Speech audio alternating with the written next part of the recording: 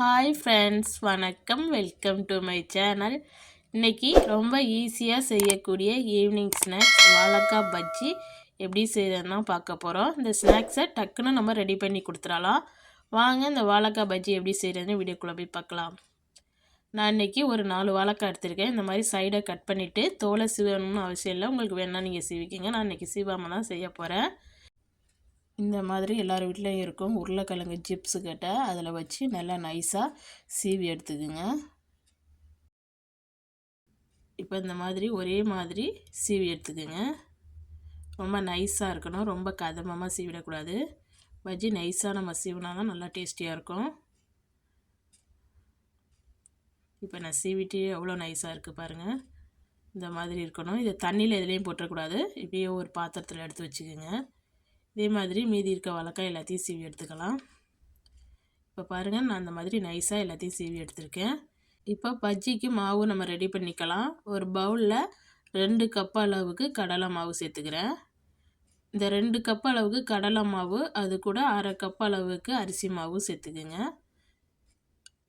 இப்போ ஒரு 2 டீஸ்பூன் அளவுக்கு மிளகாய்த்தூள், உங்கள் காரத்துக்கு ஏற்ப நீங்கள் கூட குறைச்சி சேர்த்துக்குங்க.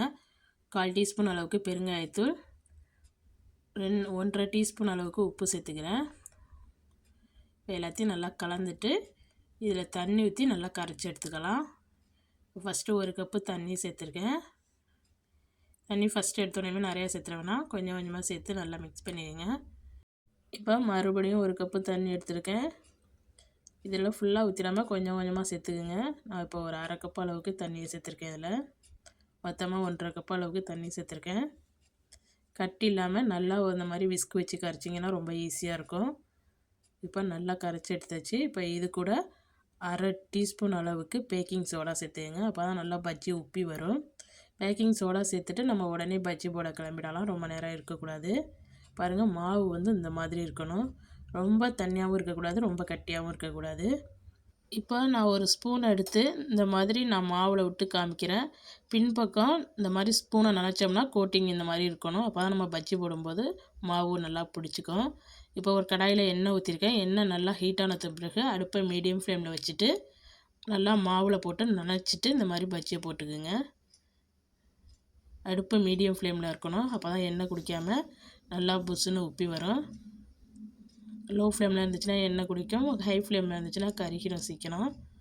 பாருங்கள், இந்த மாதிரி நல்லா திருப்பி போட்டு 2 பக்கமும் ஈவனாக வேக வச்சு எடுத்துக்கோங்க.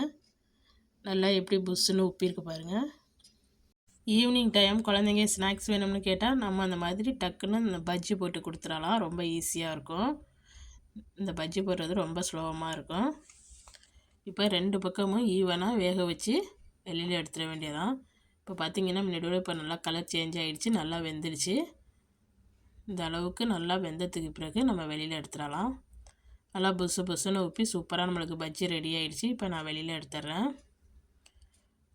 அவ்வளோதான், நம்மளோட வாழைக்காய் பஜ்ஜி சூப்பராக ரெடி ஆகிடுச்சு பாருங்கள். பார்க்கும்போதே எப்படி இருக்குது பாருங்கள். மீதி இருக்கிற வாழைக்காயையும் இதே மாதிரி நம்ம போட்டு எடுத்துக்கலாம். இந்த வீடியோ பிடிச்சிருந்துச்சுன்னா இந்த வீடியோவுக்கு ஒரு லைக் கொடுங்க. மறக்காமல் என்னோடய சேனலை சப்ஸ்கிரைப் பண்ணி வச்சுக்கோங்க. நீங்களும் உங்கள் வீட்டில் இந்த மாதிரி வாழைக்காய் பஜ்ஜி செஞ்சு பார்த்துட்டு எப்படி வந்துச்சுன்னு கமெண்டில் சொல்லுங்கள். நம்மளுடைய சுவையான ஈவினிங் ஸ்நாக்ஸ் வாழைக்காய் பஜ்ஜி சூப்பராக ரெடி ஆகிடுச்சு. நல்லா சுட சுட தேங்காய் சட்னியோடு வச்சு சாப்பிடும்போது சூப்பராக இருக்கும்.